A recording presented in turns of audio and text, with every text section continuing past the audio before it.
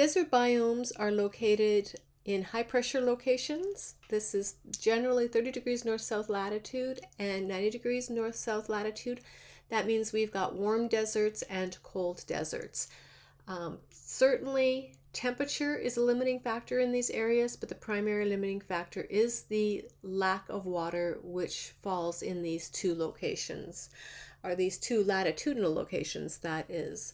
So, very sensitive in terms of acquisition of moisture, and it takes very little change in moisture or difference in moisture between two hot areas or two cold areas to result in a notable change in the vegetation morphology or structure.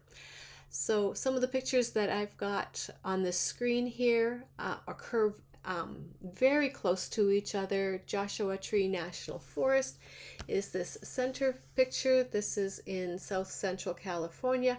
Not too far to the south of that is the Imperial Sand Dunes, and then Arizona just over the border looks like this. And so this variation is directly related to how much moisture we're getting here. The temperature regimes don't change, relatively speaking, that much. Arizona is going to be generally warmer in temperature because it's more inland and continental, and it does generate that continental tropical air mass in the summertime. However, part of the Sonoran Desert where Arizona lies does get two rainy seasons, and that a significant input of rain over two periods does make a big difference in the volume of moisture and the vegetative structure that can occur here. In warm deserts, for the most part, what we find is the occurrence of structures that have large tap roots, and a tap root is carrot-like.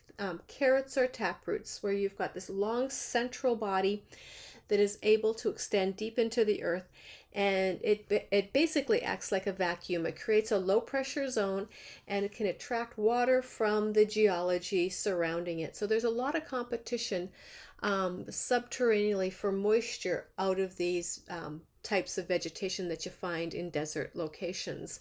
Looking at the saguaro cacti here, we can generally recognize that there is a good body of water beneath these cacti because there's not a lot of space between them. If there was less water available, meaning that would result in greater competition with cacti, then there would be greater distance between these two cacti. So that's a pretty good indicator of really how moisture rich an environment can be. Locations like the Imperial Sand Dunes here can get what's typically recognized as oases, and those oases are also locations where water is at the surface or near the surface in the form of a pool or a spring, that type of thing. Technically, not a lot of vegetation happening in Antarctica. And the Arctic, even though may be considered a desert, certainly in the wintertime when we've got a massive ice, we don't physically have ice land structure there to have terrestrial vegetation habitate it. Likewise, there's not a lot of species in Antarctica, certainly no plant species to speak of, but we do have other species that do inhabit Antarctica, but they are temporally limited. Most of those have some sort of agency in the Southern Ocean.